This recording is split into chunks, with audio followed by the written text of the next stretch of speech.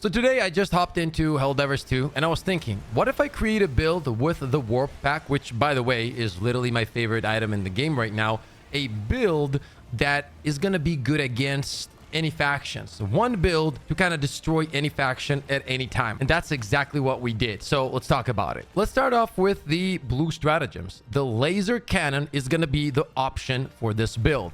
And the reason for that is it's really effective against all factions. It absolutely destroys the bots. It's very good against the illuminates.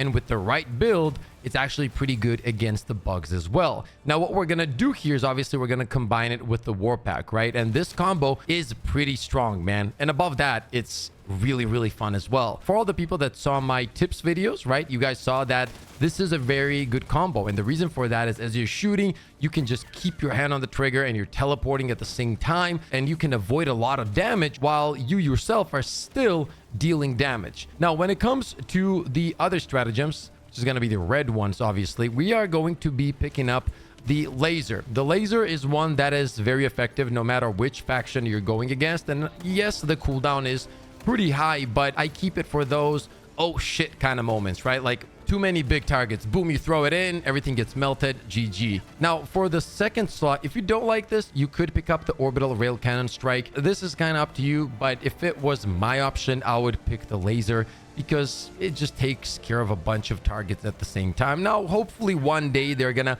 give the orbital rail cannon maybe another hit, so a double rail cannon hit, maybe with the upgrades that come for the stratagems. One day, maybe, who knows, hopefully, right? But until then, I think the laser currently still superior in most cases. And then for the second slot, it's going to be, for example, either the 500 kg or you can go for the orbital napalm as well. 120, 380, all of those are actually really good. And on top of that, you can also pick up the eagle strafing run. If you really want the consistent tool across all factions, obviously 500 kg is going to be one of the best. The booster is the same story as always, right? Like depending who is running what, you're just going to have to build around that. Now, the primary weapon of our choice is going to be the purifier. The purifier is really good across the board. It doesn't matter which faction you're fighting, man.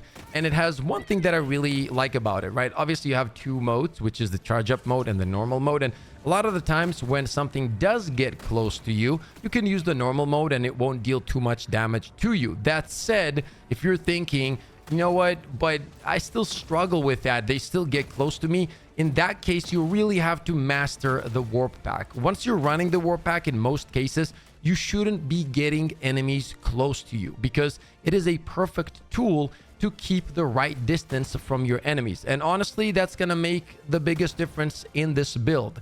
If you're struggling with that a little bit, just give it time. Master the warp pack and the combination of the tools that we've picked up here. And I promise you, you are going to be destroying all factions without any issues whatsoever. And if you do master it, Purifier is a perfect tool because the ammo economy is actually very good on this. The damage is incredible. The AoE clear is extremely good. For example, if you have a bunch of Devastators coming at you, you can kill a few of them with just shooting one of them because of the AoE radius that it has, right?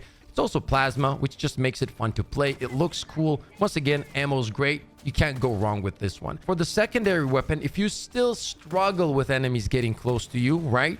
Let's say at the beginning of understanding and figuring out this build, I would pick up something like the Redeemer, for example, because it is very easy to use and it takes care of those enemies that are getting close to you.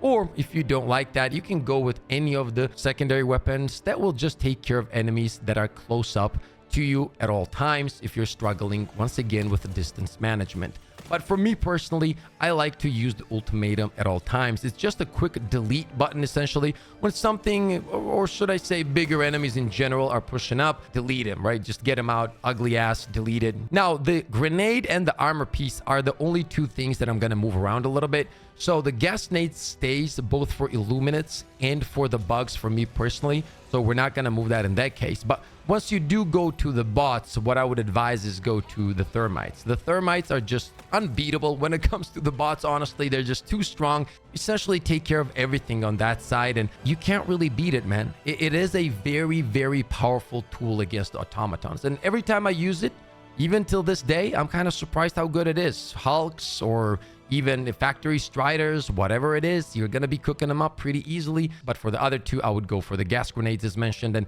when it comes to the armor, I'm going to give you guys a few options here. Currently with the war pack, I do believe that the medic armor is better than ever. And the reason for that is, let's say you get into a very, very dangerous situation and you teleport twice just because you have to, right? Like, that's not the perfect case scenario, but let's just say you have to because it's getting a little bit too spicy, right? In that case, you might break a limb, you might catch yourself on fire, or essentially do some damage to your character.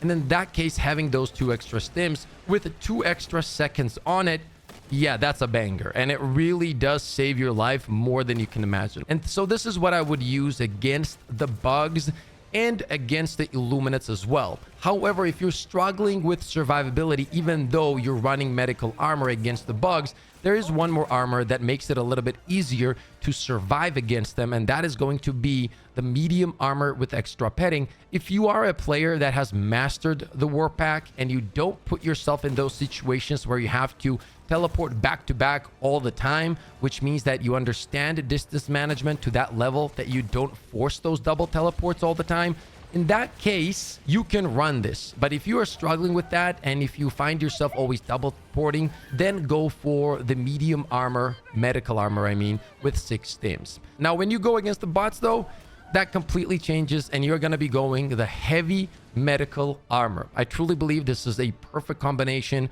with the war pack. It's actually very strong. You guys know, in general, I used to run this one a lot against the bots, but right now, dude, it's better than ever against the bots, in my opinion. That teleport is so strong to get out of the way of some insane attacks from the bots, and having those 6 stims not only gives you the ability to recover from limb breaking or whatever, but it also gives you the ability to sprint longer and just live through some crazy shit on the battlefield, right? I'm gonna straight up be honest, this thing keeps you alive. On top of that, please remember, the medical armor has also gone to the next level because we also have dive and stim now. And there's some crazy combinations that you can do with stimming, diving, and teleporting. It's actually insane. So essentially you dive, you stim in the air, and you can teleport on top of that.